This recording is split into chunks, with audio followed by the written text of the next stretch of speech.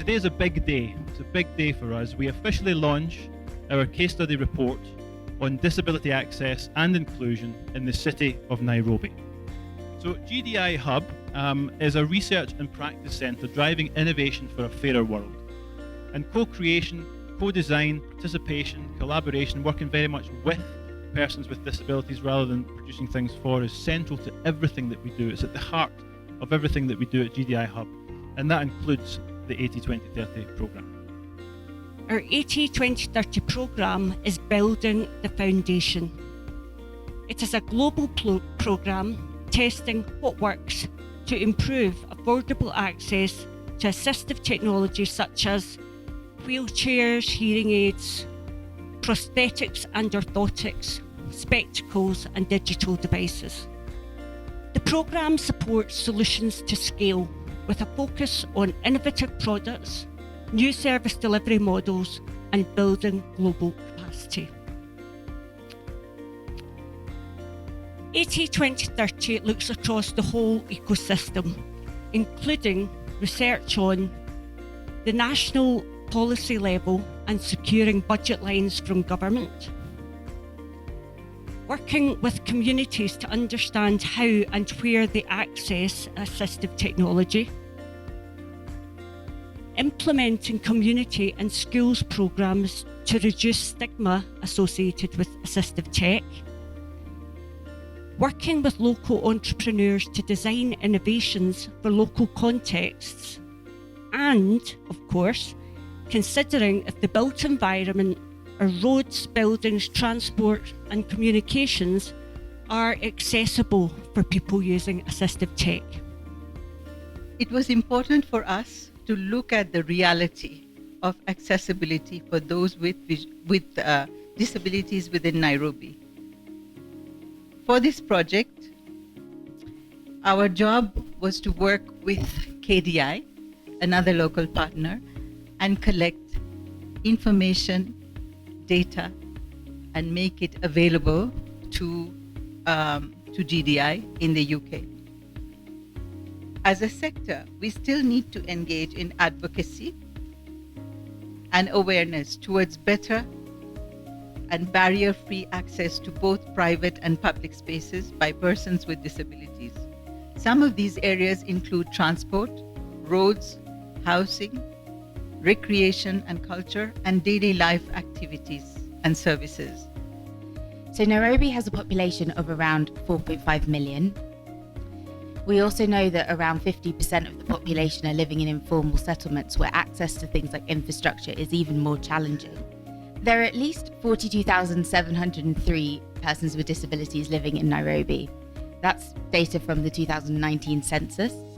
But it's also likely an underestimate, as the WHO says that around 15% of our global population are persons with disabilities.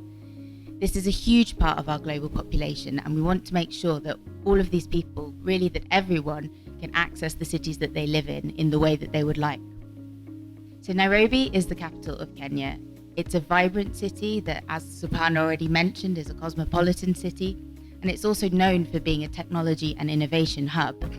These are some of the reasons why we think it's such a great city to lead by example in terms of showing the world what an inclusive city looks like.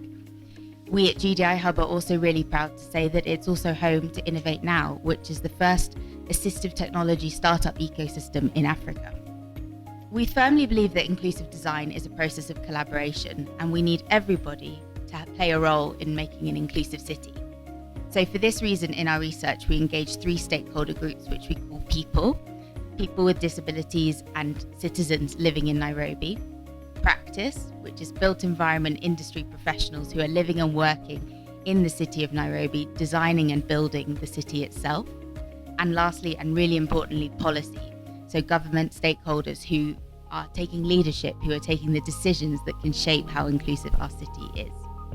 The government, through the Ministry of Health and the Department for Social Protection, has developed the Rehabilitation Services and Assistive Technology Strategy 2022-2026. So the strategy is geared towards scaling up rehabilitative services and increasing access to assistive technologies, and shall be implemented over the course of the 4 years period But what we do know is that while strong legal frameworks are a great start, implementation is a real challenge. And that's one of the reasons why, with this research, we're engaging a wide range of stakeholders to make sure that we find out what the sticking points are around implementation, to make sure we find out the how of how we can do better. So there are a number of issues that have been raised, and as a government, we are committed to serve the disability agenda, or to push the disability agenda forward.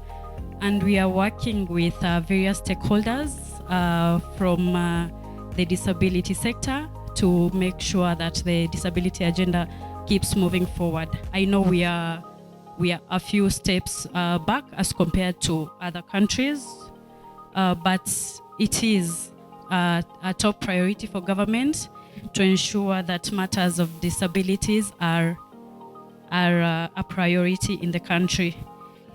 The partners who joined together to develop this study, I think it's a blessing to Kenyans, especially persons with disabilities.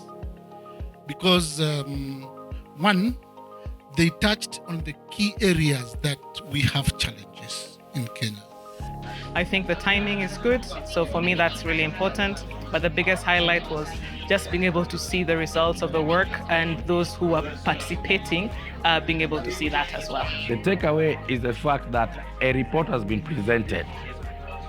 Yes, information contained there should serve to inform stakeholders, state actors to be particular, on the way forward as to how they can ensure that there is more improved accessibility to persons with disabilities.